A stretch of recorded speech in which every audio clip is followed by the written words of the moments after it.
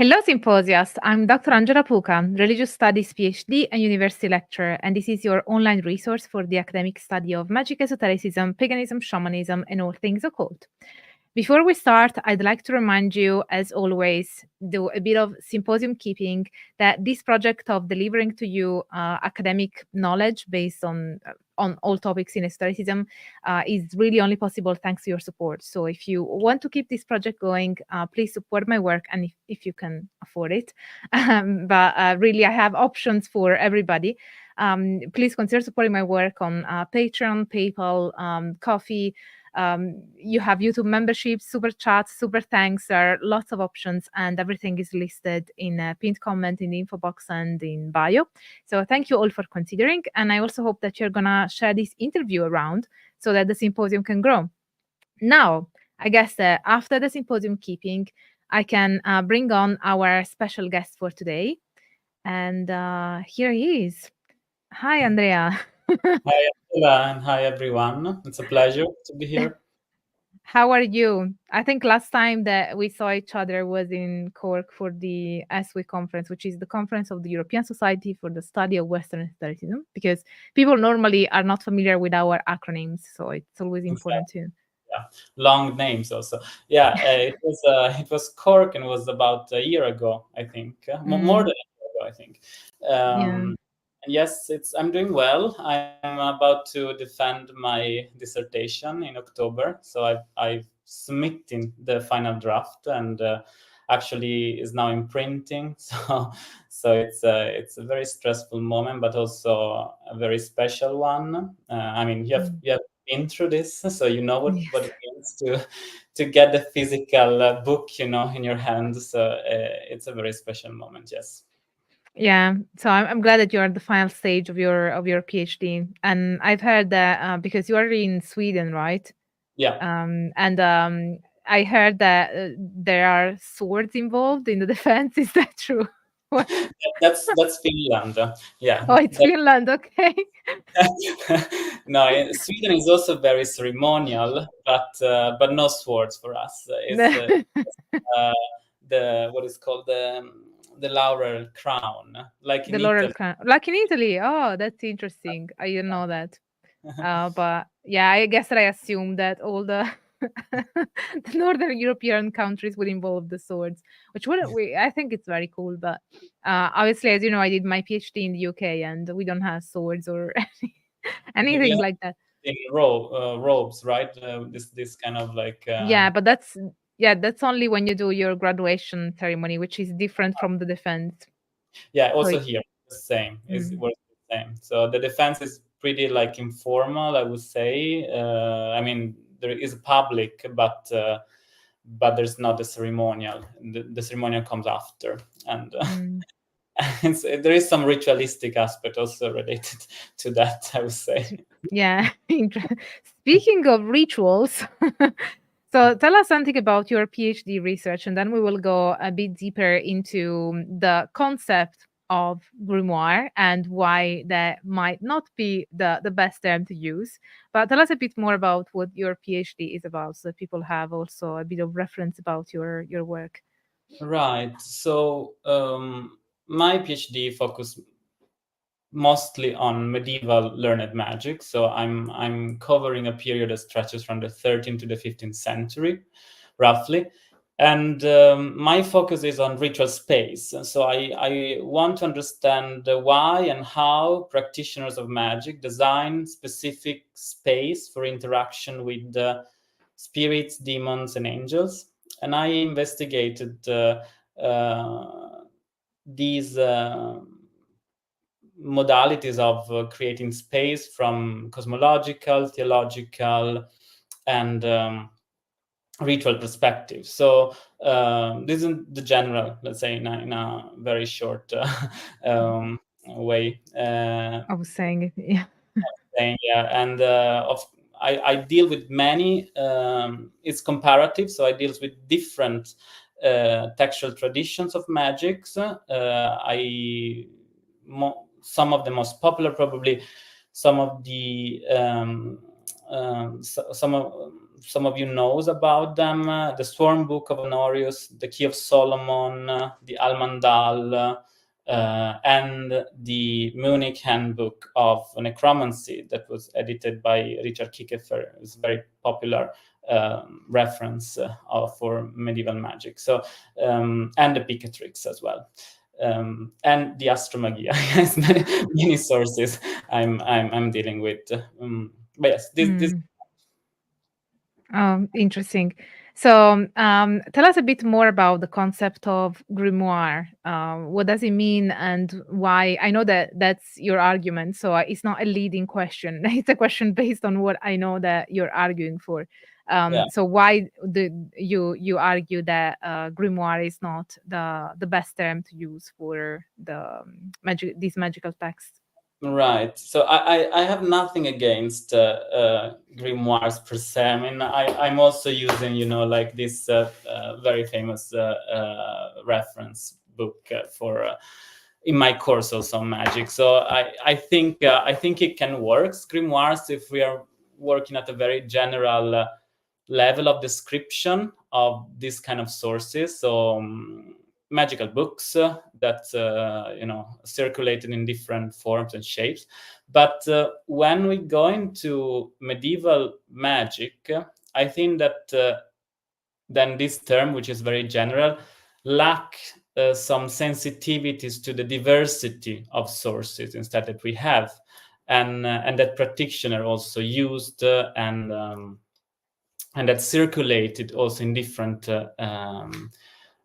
environments. And I think, therefore, that maybe to better represent the diversity of medieval magic, medieval learned magic in particular, there are maybe three other categories that could be used, or three other terms that could be used to represent specificities about magical text. And these are magical handbooks, the first one, magical miscellanies, and holy books. So I can just briefly introduce them. So the magical handbook was the proper reference book for the practitioner. So it introduces also the neophyte to the practice. They give this kind of text gave the practitioner an overview of what is about summoning spirit, what is about going through the ritual procedures. They give like instructions on how to construct ritual object, how the magic circle, the parts of the magic circle should be assembled. What about the clothing of the practitioner, the purification of the practitioner, and so on. But also then involves like other aspects, like the time for the rituals and so on. But we're not specific magical experiments, so they didn't have like a specific goal for the practice. The specific aim and magical experiment oriented to specific aims, we find it in magical miscellanies, which resemble a lot recipe books. They are basically lists of experiments that practitioner collected, and they were basically reflect the interest and desires of practitioners, right, of an individual practitioner. And this, for example, is the case of the Munich Handbook of Necromancy, edited by Richard Kiekefer. And then we have the holy books, and we don't have physical artifacts, remains of these sources, but these were proper magical artifacts, magical tools that were used in the practice, and were used to usually they contain orations and divine names and words of power that should have been uttered in the ritual, in the conjuration of spirits most of the time, and these kind of artifacts were made of special materials, precious material usually. Special inks were used. And so there is all about, differentiating also is very important in terms of the materiality of magic, because magic circulated also with very different kind of media. And using grimoire will like prevent us to, acknowledge all these differences. So this is basically the main argument. I mean, I still also employ sometimes the word grimoire. There's nothing wrong, I think, to use grimoire. But when we want to then go into the details of the practice also, what they were actually doing and why they were, doing certain things in specific ways, and then we need to go down to the sources, then I think it's more wise to become more sensitive of these diversities. Yeah, I think that it makes sense. And can you tell us a bit more about the rituals that we find in these in the books that you have studied? Can you give us an overview of the type of rituals, and then actually, explain about the practical rituals themselves? Right. So, well, maybe I could then talk a little bit about the genre of magic, Yeah. because I think the genre of magic tells a lot about also the different kind of practices that we encounter and rituals we encounter in the sources. So, well, we can talk about natural magic, astral magic, demonic magic, and angelic magic in the Middle Ages. And my focus is mostly on angelic, demonic, and astral magic. I don't deal so much with natural magic because it doesn't involve, at least explicitly, interaction with spirits in the ritual space. So in the physical space of the practitioner. That's what I'm interested in, and that's what my dissertation has focused on. While instead, natural magic focus mostly with deals with the manipulation of the sublunar world, so the natural world, and the parts of the natural world that the practitioner can assemble, manipulate, transform to act on the occult forces that exist, or that they believed exist in nature, to produce changes and modify the course of nature. And part of natural magic then could also be linked with the construction of amulets, while instead astral magic, And which also the preparation of concoctions. exactly, also like and potions and and about the sources, then also it's very interesting. This kind of text circulated in different codices than the one of ritual magic, angelic magic, and demonic magic. They were more associated with the naturalia. So other, for example, experiment of magnetism, of natural phenomena that people wrote about and discussed about what could be the causes, and these kind of things. Sorry if I interrupt, but someone in the chat wanted a clarification about what sublunar means.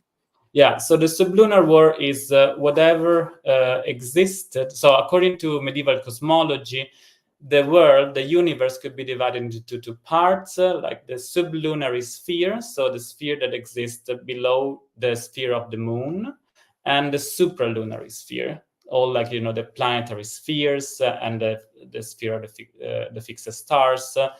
And there is a degrees of corporealities also between this dimension. So the sublunary world is the corporeal universe, while the supralunar world is the spiritual universe, right?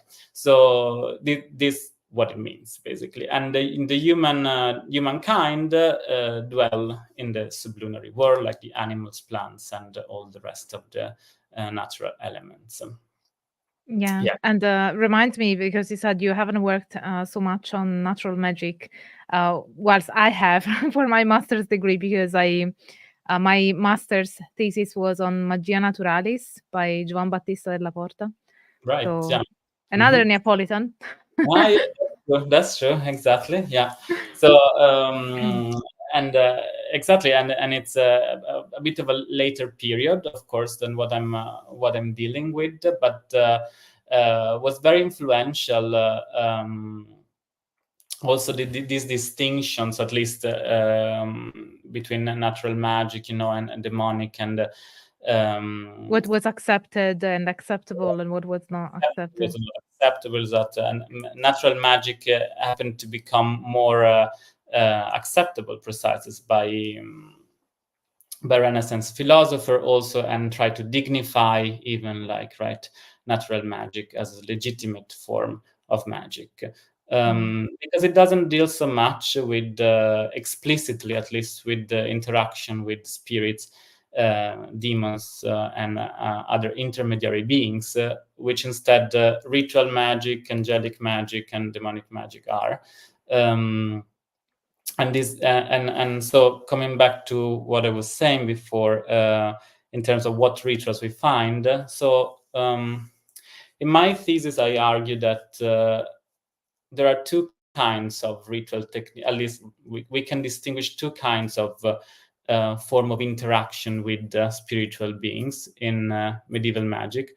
One is when the practitioner aims to enter in contact with the spiritual being, either a demon, an angel, or a planetary spirit, in the physical space, what I call the veridical space. So the practitioner is in an awakening state, so he's awake and want to interact with them in the here and now.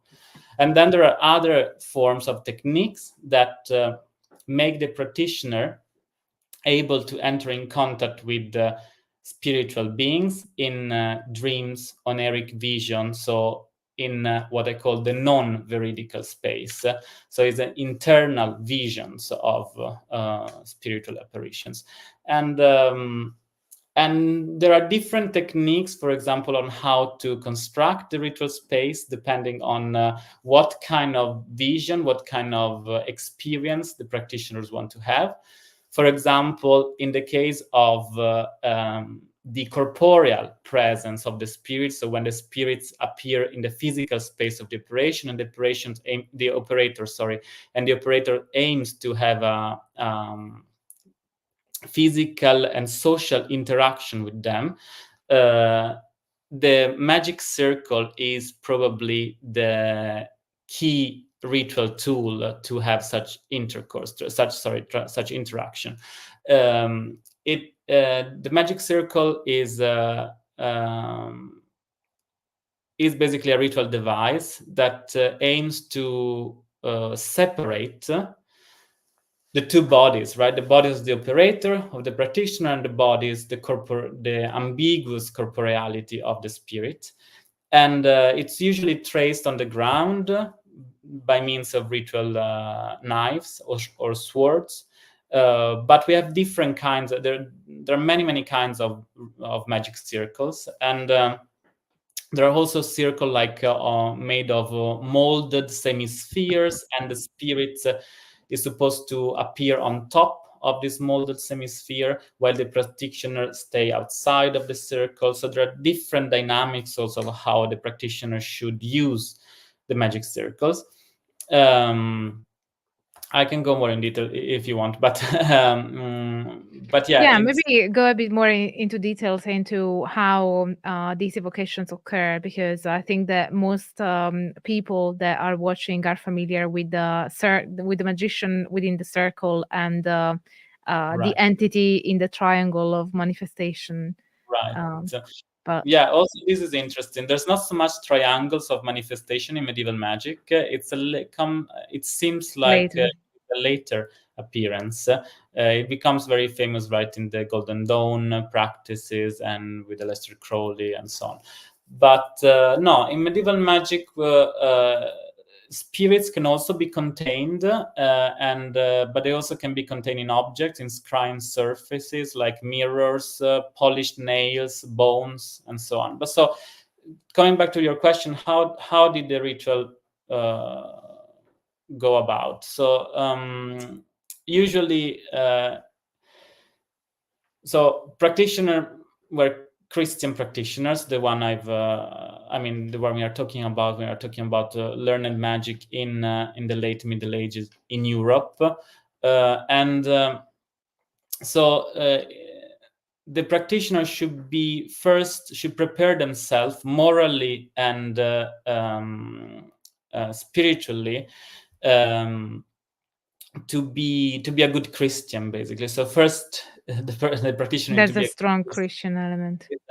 Exactly. There's a strong Christian element in the practice, and for example, in angelic magic, there's a lot of asceticism involved. So the practitioner should seclude themselves from social interactions, fast for a long period of time, avoid the sexual intercourses, pray for many days, even months, and then usually comes a vision or an apparition of an angel that reveals to the practitioner that is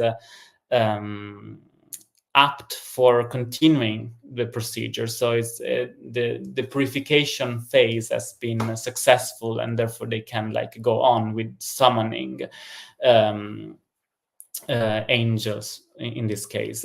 And it's always God who grants the practitioner the power to summon angels. And this is also a very interesting dynamic of learned magic in the Middle Ages. So the power never comes from the practitioner themselves, but it's the grace of God grants practitioner the possibility to make to compel an angel to descend from the heavenly sphere in this case and appear in front of them or in a dream. Yeah, that kind of makes sense because it's Europe, so obviously the dominant religion was Christianity, but there's also a strong influence from Islam and Judaism and arguably paganism, perhaps. Exactly, and indeed we can find a lot of ritual elements, especially when it comes to divine names, formulas for conjuring spirits, angels and demons, but also in terms of angeliology. So when we come to angeliology and demonologies, right, the Christian world were very straightforward. Existed angels and fallen angels. They were bad and good and benevolent and malevolent creatures, and that's it. While instead the Islamicate and also Jewish tradition of in terms of angeliology and cosmology present a much broader array of possibility of for both the how angels appear and also what are the characteristics of this being. There are neither benevolent or malevolent spirits, so neutral spirits. There are spirits of nature, spirits of the forest. There are spirits attached to the planetary spheres so that they can descend from the heavens. There are angels that appear with fiery bodies and threatening appearances. So these played a role also in shaping, of course, the modalities of interaction and what practitioner and how practitioner expected this interaction to happen. But of course, they were the context in which this because maybe it's better to also introduce this, that like a lot of this material that came from Arabic, mostly Arabic sources, were translated at the scriptoria, so basically sort of translator centers of the royal courts, for example, in Spain and southern France, and were translated into Latin. And that's how, the literate and the clerics happened to learn about these techniques and these magical books. And then they started to alterating them, changing certain things, retaining others. And there's an interesting dynamic about this, what they preserve and what they alterated. And so on, how do they hybridized certain ritual techniques with Christian ones, and so on. So this, of course, exactly, you have pointed out correctly that we are still dealing with syncretic sources, so they're not like entirely Christian. Of course, there are Christian, those who are like interested in this practice and translated into Latin, but definitely what from an history of religion perspective, of course, there's much more cross-cultural dynamics involved. Yeah. I guess a question would be, I don't know if it's something that has happened to be part of your research, but what would compel learned magicians that are Christians, quite likely, to include elements from the Islamic and the Jewish world? Right. Why did they include these elements? Why did they have this syncretic approach, since they consider themselves Christians, and in some cases that everything was happening through the intercession of God? Mm-hmm. Well, I think because for a reason that has to do a lot with what we see in magic at large, and that is when something, to put it simply, when something is exotic, when something is unfamiliar, when something like is opaque from a semiotic perspective, so it's different difficult to understand. It's complex. It seems also more effective. And that's why a lot of things has been retained, because it elicited a sense of efficacy of that procedure. So when the symbol, when there is no direct symbolism, then it's easier to perceive something as more effective. And this is I think one of the reasons. I'm not the only one who thinks that. Of course, what for example, a scholar named Niklas Weil Parrot contends that there were two approaches to when medieval practitioner and people interested in magic translated the book. One was like the disjunction, so like preserving the unfamiliar, the exotic, and the strange, and the other is the reinterpretation, right? And so like reinterpreting certain things in Christian terms. So there were probably certain things that were perceived as how to say, immoral from a Christian perspective. Very like how to say, exemplative case is the Picatrix, that when was translated from Arabic to Latin, it was there was an experiment of homosexual magic that then was turned into heterosexual magic, right? So in this case, but then we have, for example, if for the aspect of preserving this junction, so preserving the unfamiliar and the exotic, we have the voces magicae, we have this, like, for example, or the characters, we have these like elements that should be used in ritual practice, for example, uttering words that like which meaning is opaque, which meaning you cannot like really tell, that are just like strange sounding words, or writing characters that do not have a corresponding phonetics, but they just like, you know, are aimed to be engraved, but the meaning remains hidden.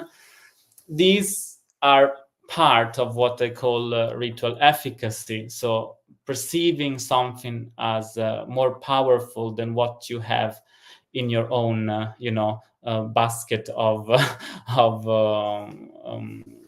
semiotic systems. So it's a way of perceiving it as less mundane, and maybe there's an equivalence between magic is something that is beyond the mundane world, and if something is exotic, it's more akin to that sense of other, that other world that you're accessing via magic and through magic. Exactly, but also because it should be powerful, because also this is one other aspect of magic. Magic should work. So you need to find, it doesn't matter what you use. You want to use something that is effective and something that, like, you know, brings you there where you want to go. And so the more a thing has an allure of efficacy, the better will be absorbed in the practice. And this, for example, is the Vocus Magica, the characters, but also like ritual spaces like the magic circles, which of course was also integrated. I mean, it didn't originate it in the Christian context. And this is a good segue to Vocatu's question. He says, thank you. Just doesn't make justice to all the hard work you do for our benefit. A question, is that a separation meant to designate the sacred from the profane in the context of your research, which is medieval magical grimoires? It's an interesting question, because I think the problem of the sacred and the profane has been at the center of the discipline of history of religion since its inception, and there's a lot of debates about what is the sacred and what is profane and how we should demarcate, right? But in terms of what I've just talked about, the fact of exoticism, disjunction, and opacity of magic, I frame sacred and sacrality in cognitive term. And I used, without going too much into detail, but to put it simply, when something is perceived as sacred, usually people think about it as non-ordinary. And of course, like, not, it doesn't mean that every non-ordinary things are automatically sacred, but sacrality lays in a sort of spectrum of non-ordinariness. When things are perceived so non-ordinary that they require like some taboos, some protection, some ways of like demarcating their non-ordinariness and setting them apart from all the rest, then they more likely are called sacred. And in ritual magic and in learned magic, a lot of the ritual procedures involve the practitioner setting not only themselves apart, but also the time of the ritual and the space of the ritual. So one could say that like the rituals of learned magic are procedure for sacralizing the ritual event.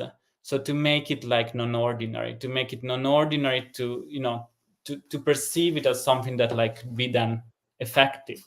So there is a relationship then between sacrality, non-ordinarity, ordinarity, and efficacy. So there is a triangulation, I think, between these domains. And Are things that are inherently sacred or things that are sacred are sacralized from the non-mundane world? You mean like if there is something that like cannot be sacralized because they are inherently sacred? No, I mean that you talked about the process of sacralizing things that are ordinary, like a specific room that becomes sacred when you cast a circle and you do all the ritual procedures. But what about things that are inherently sacred, so that you don't have to make sacred by demarcating a difference between the ordinary state and the non-ordinary state? Are there things Yeah. that are inherently sacred? Could be like the entities or anything. Yeah, but it is also the sacraments, right? They are inherently sacred, and this is very interesting. Also, this aspect in ritual magic.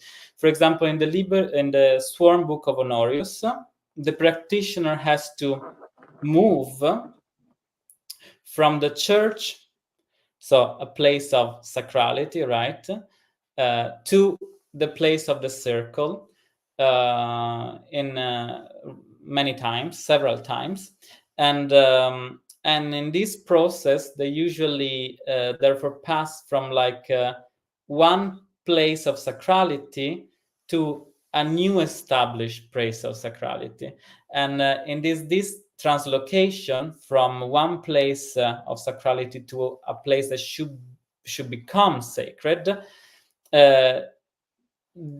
there is a process of sacralization. So, for example, the practitioners bring a ritual object from the church to the place of the rituals.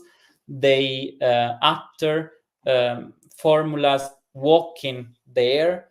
They bring swords from the church to the place of the circle. But then there are other dynamics, for example, of sacralizing objects through places that are inherently sacred. I'm using now your words.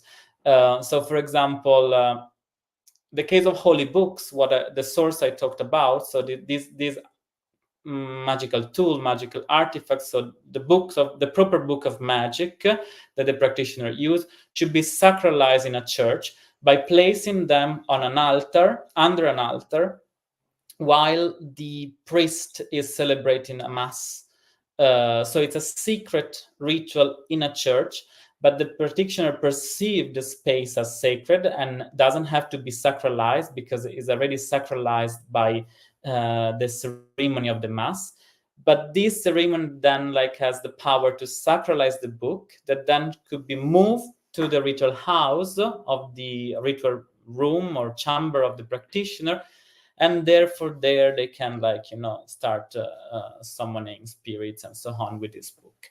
And it's a very long procedure, but what is interesting also is that this book can also lose sacrality in the sense that like if the book enter in touch with something that is considered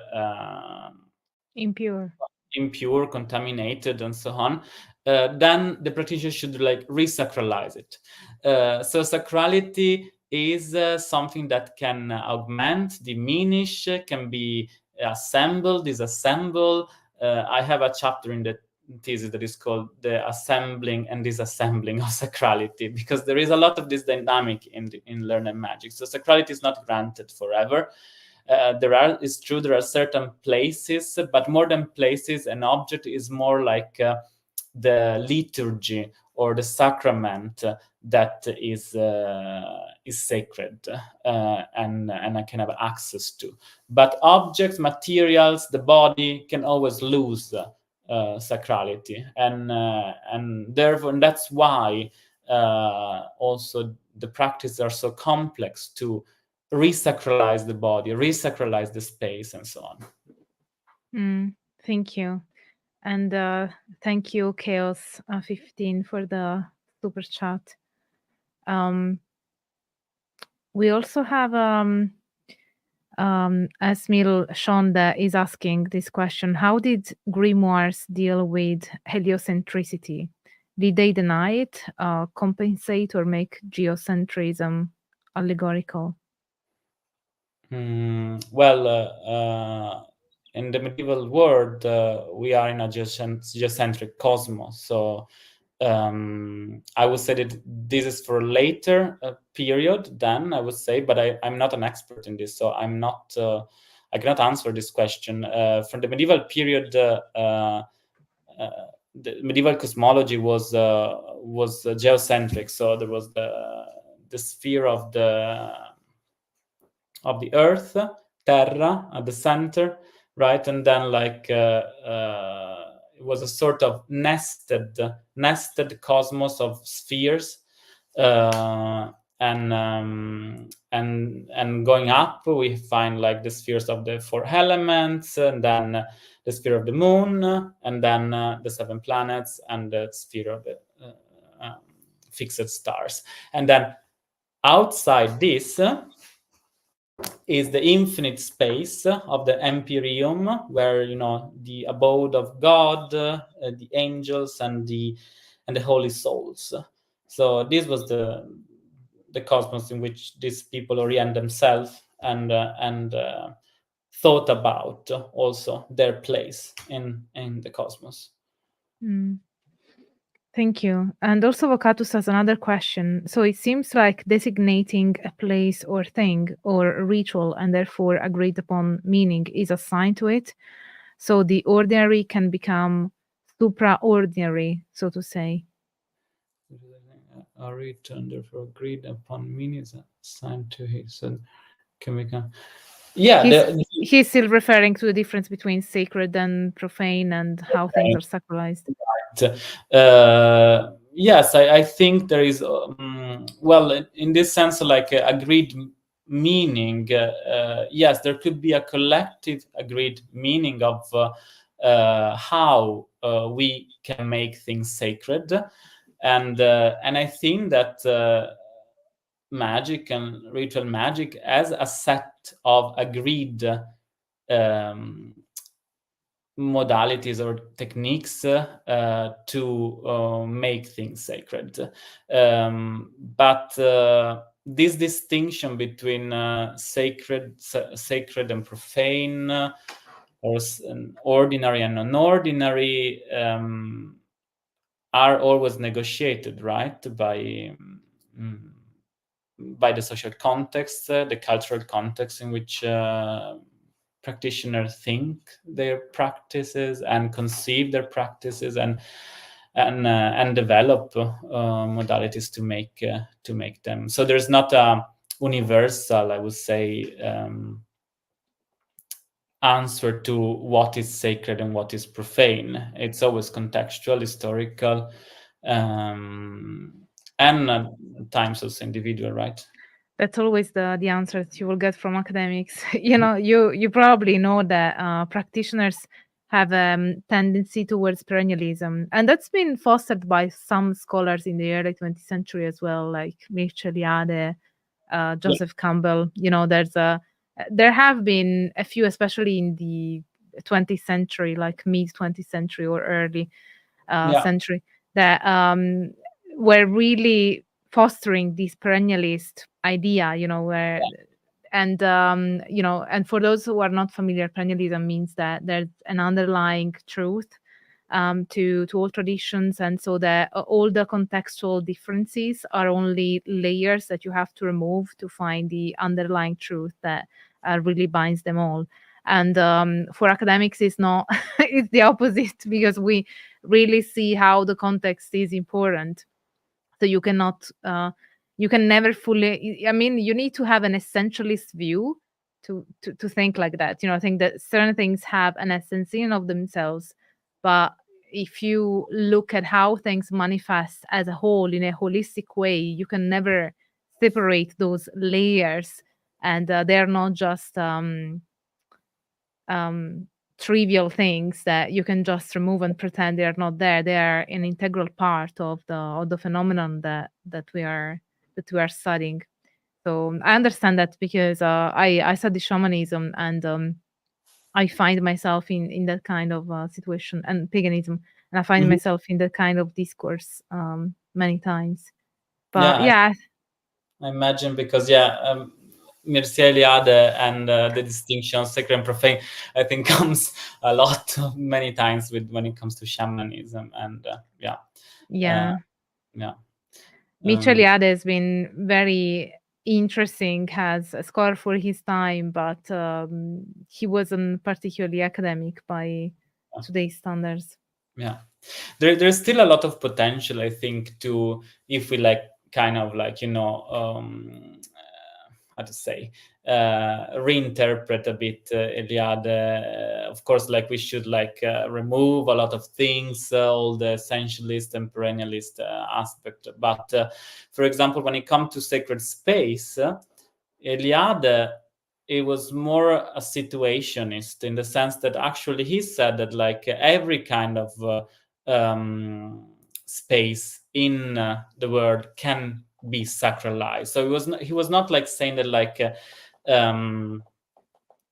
places have a sacred essence. It was really like point attention to the human action of making things sacred. Then of course he said that like the way of like making it sacred then reveal instead certain like metaphysical dimension and and then this perennialist view coming to place. But in his thought there was already the idea that sacrality, sacredness is something that humans do. Is not something that like happens like comes from above or like just fall onto humankind. Yeah, I will stop here because with the Eliade is always like difficult. But yeah, he was definitely an interesting scholar. But back to the rituals that we find in the grimoires. Can you give us some more examples of the array of rituals that we find, and how do they differ? Obviously, I know that your expertise is in the Middle Ages and grimoires or magical texts that have appeared in Europe. Do you have in Europe? So now that we have the context in terms of time and location of the magical text.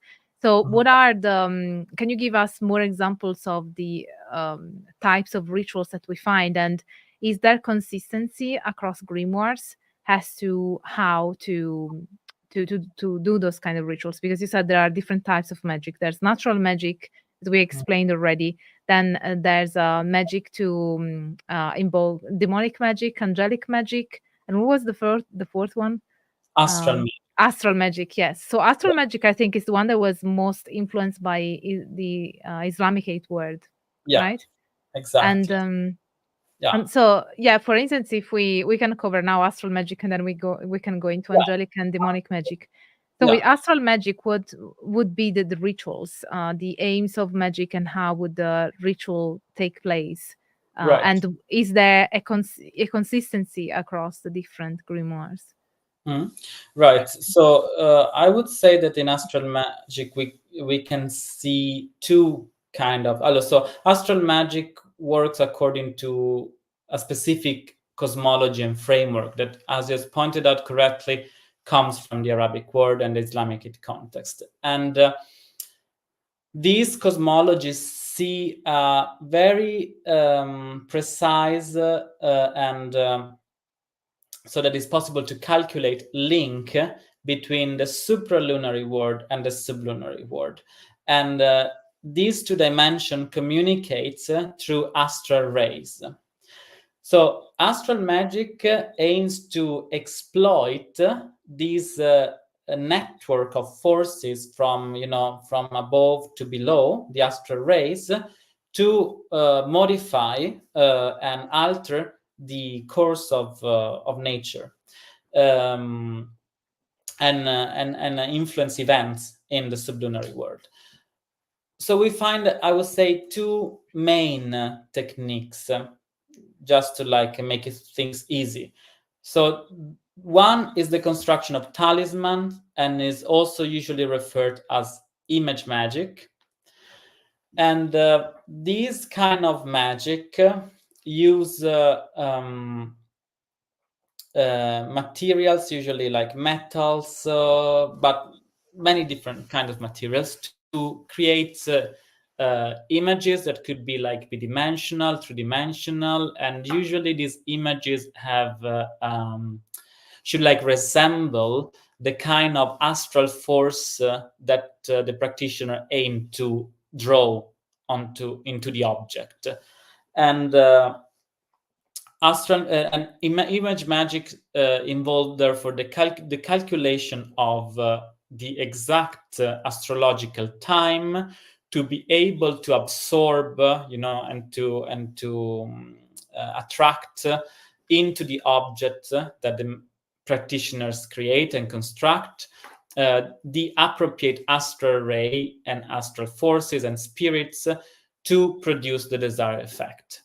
So usually this, for example, I don't know, but for example, it could be an image of Mercury,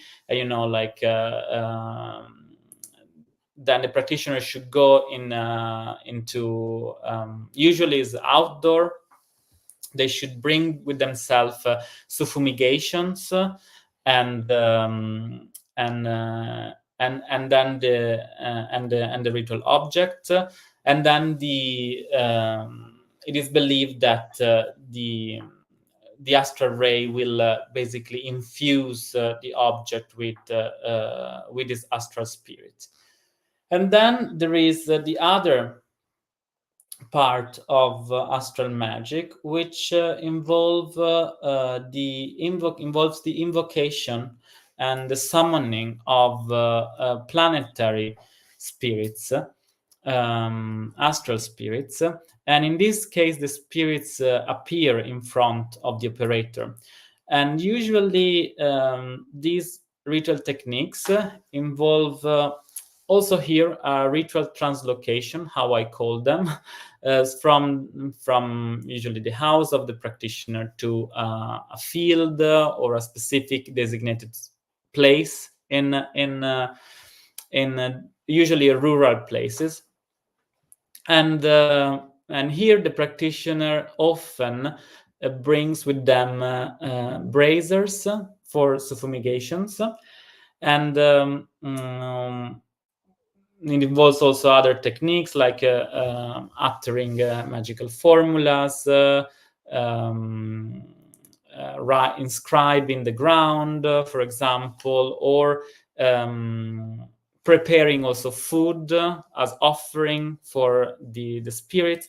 But central is the sacrifice. Sacrificing an animal in this kind of techniques is central for being able to produce enough, because it's not only that rays, it's not only that that the practitioner attracts the rays from above, but according to the cosmology of astral magic, every element in the world, also in the sublunary world, can produce rays. And killing an animal can produce very powerful rays that can influence then things in the cosmos. And one of these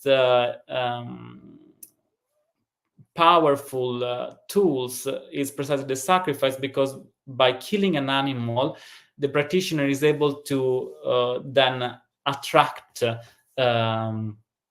spirit to the location of the operation.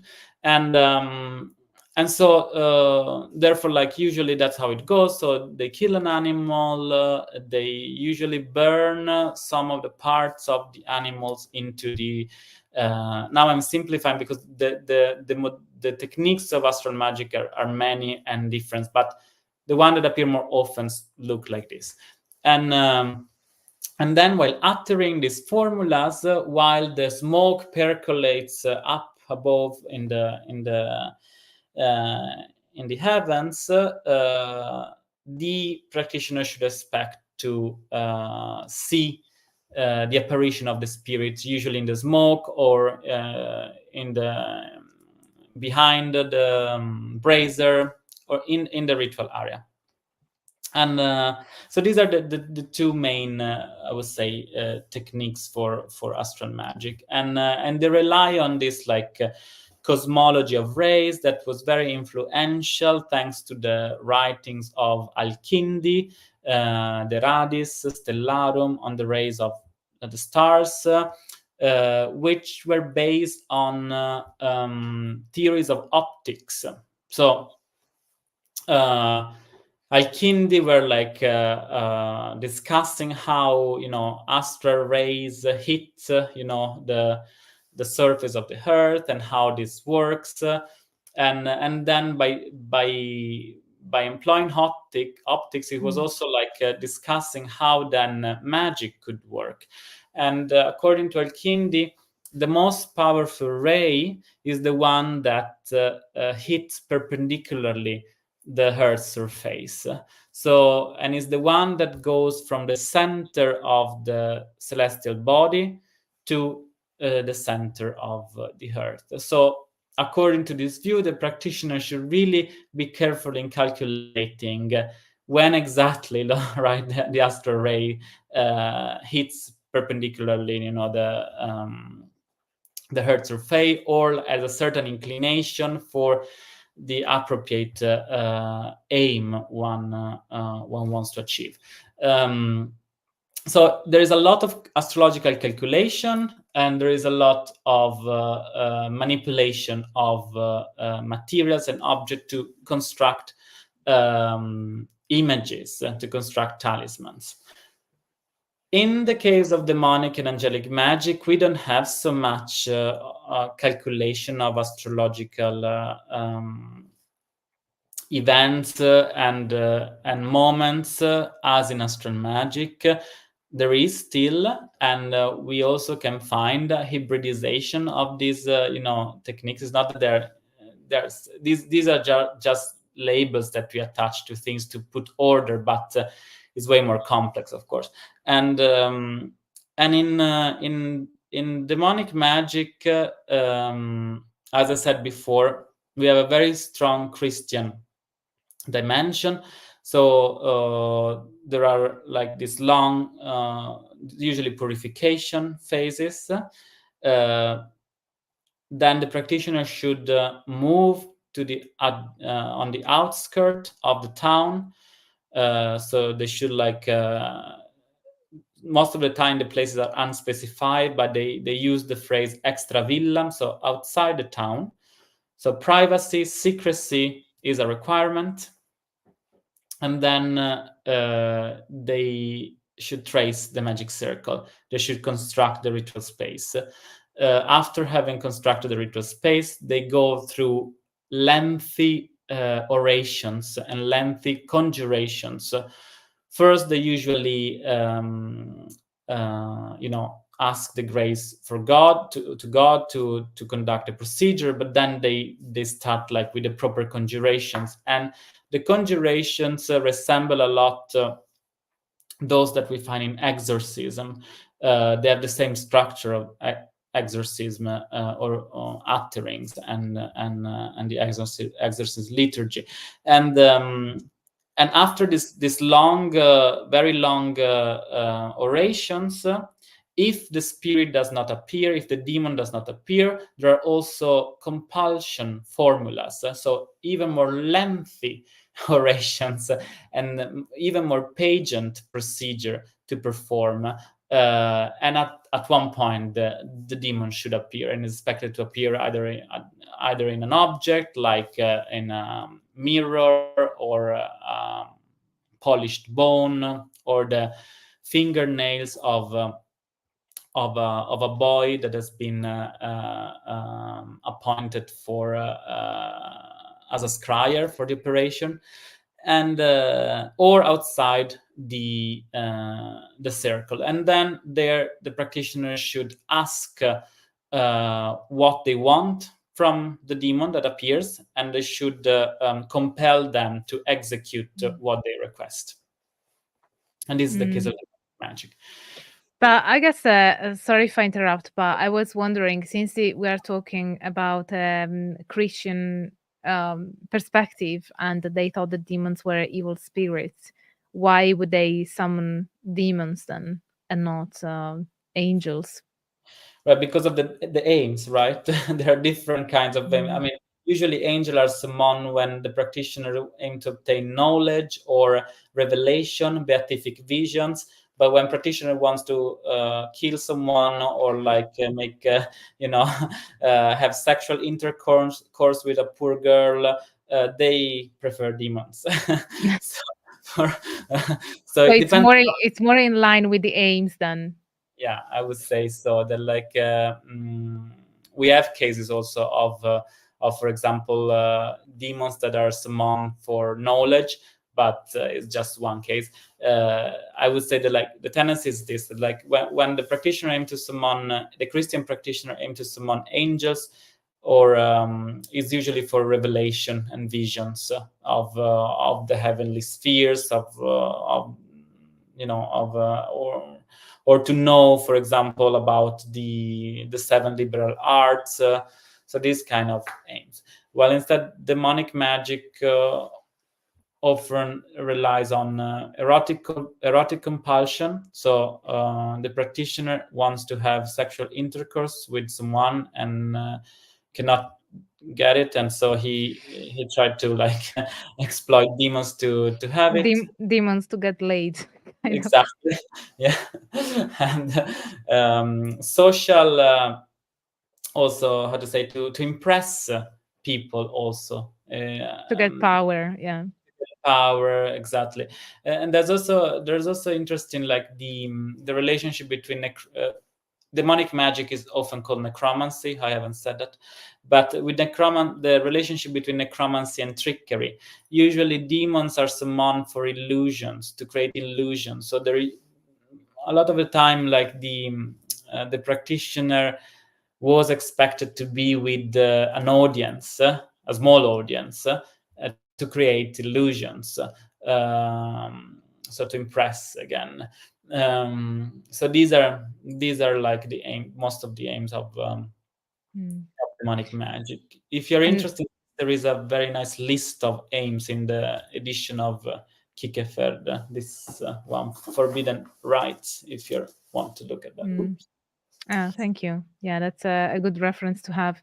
And of course, we're talking about the Middle Ages, because another people in the comments will say, "Oh, but there are grimoires." Yeah, like with the Goetia and so on. Obviously, later on, we find that demons have multiple purposes other than getting laid. Absolutely, yeah, absolutely. That's also one of the fascinating aspect of studying the longue durée, right? The long tradition of Western learned magic, that like aim changes the way practitioners also conceive the interaction with demons. Change a lot, like they get psychologized, naturalized, and so on. So it's but in the Middle Ages, yes. These were mostly like the aim for interacting with them. And how would people interact with angels? How was the ritual procedure? Yeah, right. Although you mentioned a bit of that already. Right. So we have different techniques of angelic magic. Probably the most famous and the one that circulated most was the ars notoria, the notary art. And this technique or ritual procedure encompassed a very long ritual of about 4 months. And the practitioner aimed to obtain knowledge of the 7 liberal arts, and to those not familiar with, was the university curriculum of the Middle Ages, basically. So definitely here we see also a bit like of the identity, at least the social identity of the practitioners, were probably people who were attending university, that they wanted like to speed up the curriculum, and they try to enter in contact with angel for such a name. So the procedure went like this: that after lengthy purification procedures, the practitioner then should go through a ritual where they inscribe angelic names on leaves, and then put the leaves in a container of water with other substances. Now I don't remember exactly. I think there was saffron and something else, and then they should drink this Concoction, concoction, exactly, and they should repeat it every month, and this so to say prepare the practitioner to receive the vision of the angels, not the vision, sorry, to receive the gifts of the angels, and at one point, so basically the ritual goes like this, that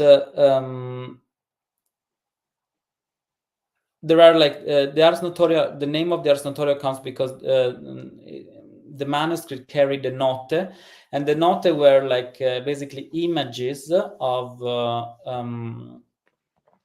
or representation of the liberal arts and the for example, so there was the note of grammar, the note of theology, and so on, and the practitioner should inspect the note while praying, and by inspecting this note, it was supposed to like then obtain like instantaneously this like through angelic revelation, a sort of illumination of the practitioner, where he could then obtain knowledge of that particular note. So the ritual encompasses a first phase where the practitioner prepare themselves through this procedure that were oriented toward like internalizing the angelic names, and then the inspection of the note and the obtainment of the knowledge of the 7 liberal arts. The angel did not appear anywhere, so it was a proper like sort of illumination of the practitioner, and that's why it has also been called a sort of theurgy, a theurgical practice. So theurgy is a term that refers to a ritual tradition of late antiquity. So it's not the context. So it's used out of context here. Diachronically. Diachronically, and it is it referred to a technique to basically have the practitioner ascend to divine sphere and divine realm, and in a certain and it involved a lot of asceticism. It involved a lot of this kind of preparation, mental, moral, and bodily preparation that resemble a lot that of theurgy, and that's why it was called like this. But angelic magic was very diverse, and for example, in the case of the Almandal, which exists 2 traditions of the Almandal, one which is demonic and one which is angelic, to simplify. The angelic part of the Almandal summoned angels perceptually, so they summon it on the top of a small altar, and they summoned the angels of the altitude that were linked. These are angels that are linked to the zodiacal signs, and these angels are supposed to appear in different colors, and the practitioner can ask whatever they want to them, and usually these ritual techniques involve first the construction of the Almandal, which is also called as the altar of Solomon. It was made of wax, and it was basically made in this way. So it had 4 pillars, four little cylinders, on top of which was placed a board of wax, which was engraved with the Seal of Solomon, and was also were made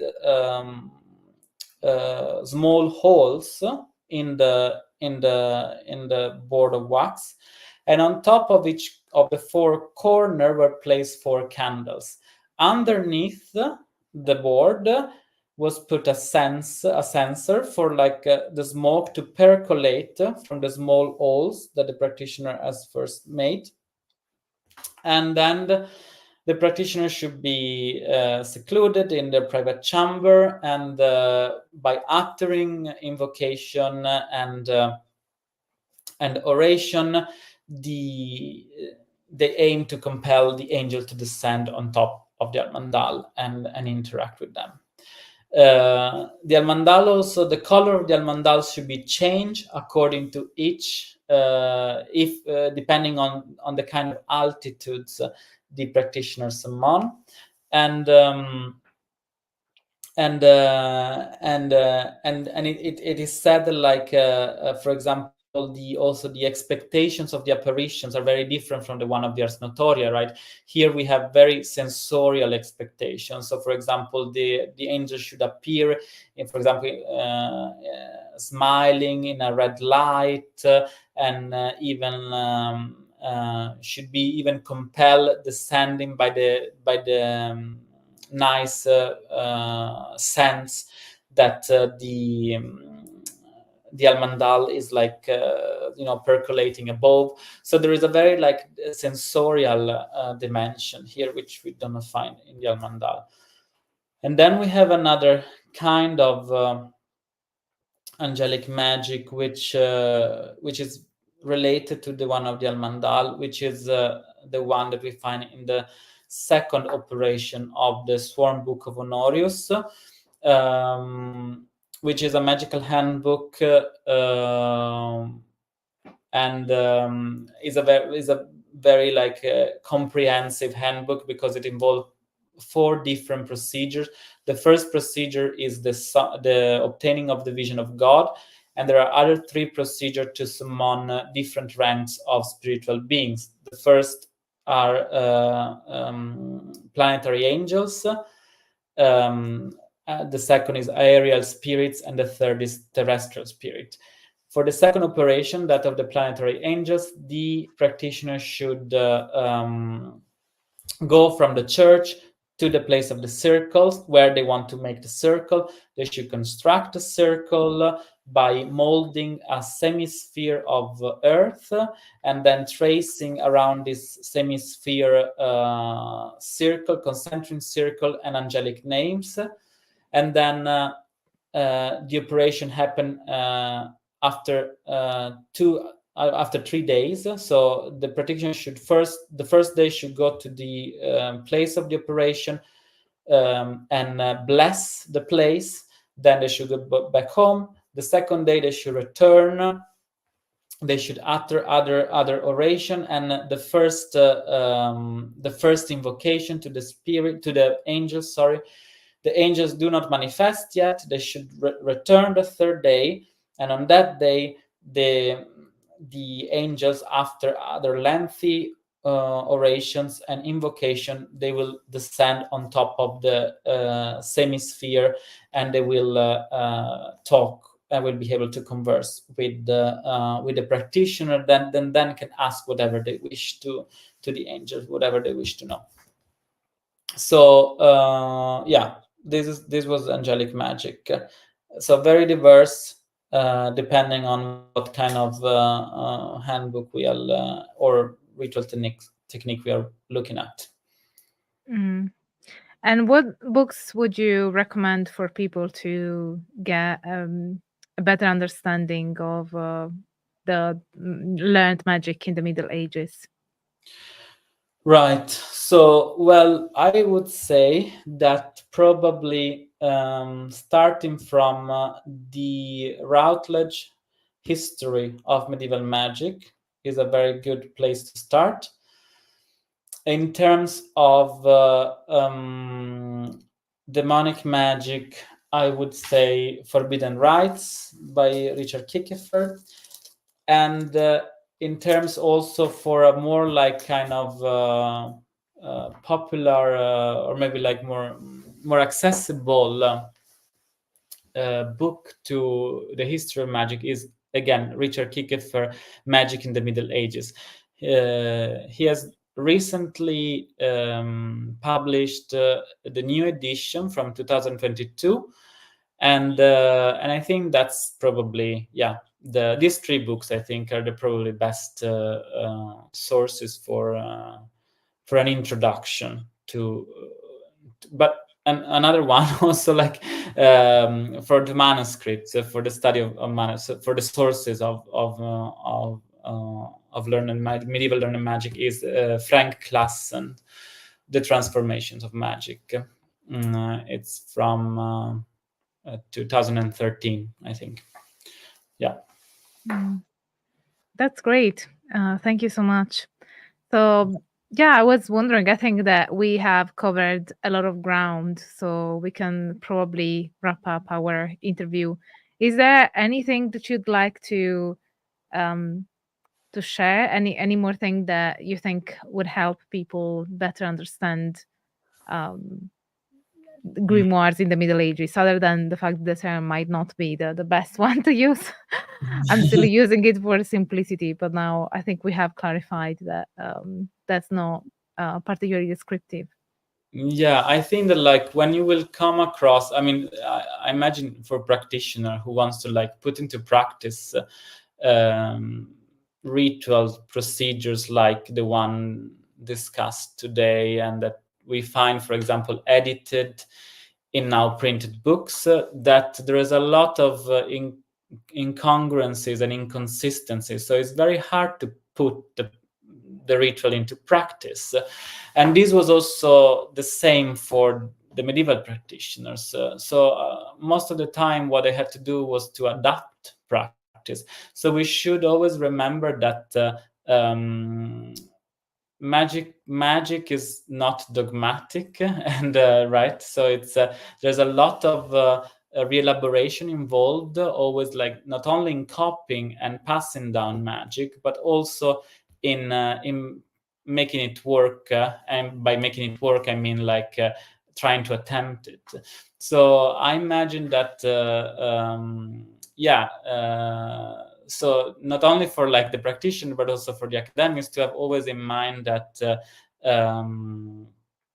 what we are reading is just the ritual event, how they thought the ritual should have gone about, and how like they made sense of the ritual technique by copying it down, but it was not necessarily actual practiced. So it was not necessarily the writing of someone who has practiced magic.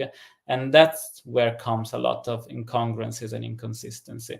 So I think it's important to keep it in mind. And then if you are interested in medieval learned magic, I always recommend to go to the manuscript themselves, because they reveals a lot of more I think way more details in on when it comes to practice, from what the scribes noted in the marginalia, and how they also used not only the text but the paratext. And I talk a lot about this in my dissertation. So if someone is interested in this, it will be published open access soon, in 2 weeks, and so there will be a lot of this discussion there as well. Will it be freely available via link? How will it work? It will be available at the at the University of Stockholm repository. So when it's available, you can send me the link so that I add it in the info box. Absolutely, absolutely. Yeah. So, and when you say to look at the original manuscript, you mean the original manuscript in the original language, right? Yeah. Okay. Yes. Yes. I think that a lot of English native speakers might struggle a bit. It's but that's also one aspect of it. We don't have so many critical editions of magical text of magical books. The one we have are very well made, but there are few, and so we are also lacking then translations. There are some translations, but there are some problems when it comes to translating always, right? And so and therefore, especially when we go into the detail of the practice and the actions, every specific action, then it's always better, I think, to compare with the original texts. Unfortunately, yeah, that's what I noticed, that there are a lot of incongruences also, like in the translations. Yeah, maybe at least even having the translation and the original text. Yeah, for those who are not well versed in Latin. Exactly, to have the translation there, the original text, but then also, it was not only written in Latin. I mean, there are also sources in Spanish. There are sources in Italian, of course, ancient Italian. But so for those who maybe knows Italian or Spanish, you could, but not Latin, could also, you could still have access to those handbooks. So yeah. we're good to go, being Italians and having learned Latin growing up. Exactly. And Spanish, I think I can read Spanish. I think that it's probably easier for Italians, not so much to speak it and to. I mean, unless you actually learn how to speak Spanish and interact in Spanish, but when it's written, it's different. Yeah. Exactly. Yeah, good. Thank you so much for gifting us your knowledge, Andrea. It was great, and I think that people have really enjoyed it looking at the chat. So, where can people find you in closing? Well, thank you all for having me. It was really a pleasure, and for finding me. I'm on Academia. .eu, academia.edu. Exactly, and then I'm on Facebook and Instagram, but I don't use them so often. So I would say Academia is a good place to reach me if you're interested. Yeah. Thank you so much again, Andrea. It was really a pleasure. Thank you. The same. So I hope that you guys enjoyed this interview. I very much did. And if you did, don't forget to smash the like button, subscribe to the channel if you haven't already, and activate the notification bell so that when I'm going live, like in this case, you will be notified, or when I upload a new video, or when I do pretty much anything on the channel. So don't forget to do that. And I hope that you will share my videos around so that the symposium can grow. And I very much thank you for being here. I hope that you all stay tuned for all the academic fun. Bye for now.